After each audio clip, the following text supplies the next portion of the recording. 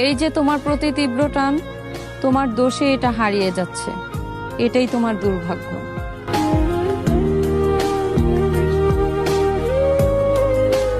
তার সাথে কালকে হঠাৎ করে দেখা হয়ে গেল এক রাস্তার মোড়ে।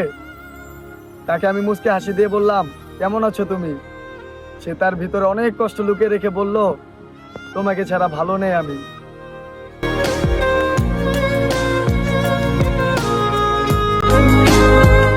আরেকটা কথা কি, মানুষ শুরুতে যেমন দেখায় শেষে তেমন থাকে না।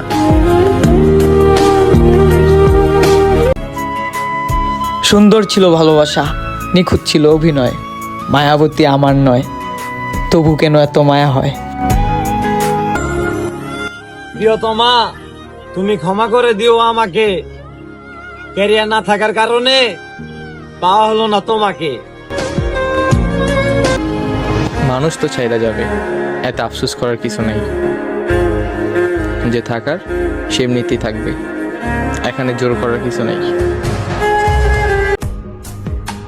ওই সুখ তারাটারে আমি সাক্ষী রাখছি, একটু ভালোবাসার আশায় কত রাত যে বালিশ চাইপা কান্না করছি। ভালোবাসা প্রকাশ করলে মানুষ সত্যি হারিয়ে যায়।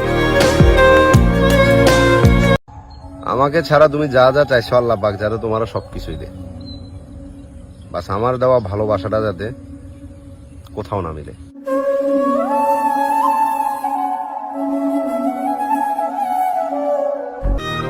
মায়াবতী, তুমি আমাকে এজন্যই বুঝনি।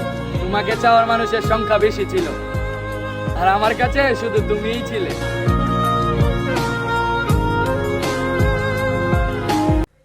আমি তোমাকে ভালোবাসতে শুরু করার পর থেকে তোমাকে কখনো কম ভালোবাসিনি। মায়েরা ইংরেজি জানে না, এজন্য তারা বাই বলে না, বলে সাবধানে যাস। একটা বারের জন্য তুমি আমারে খুঁজলা না? কি এমন দোষ ছিল যে তুমি আমার ভালোবাসাটাই বুঝলা না? কষ্ট পাবো যেন যারা কষ্ট দেয়, তারাই আমার কাছের মানুষ।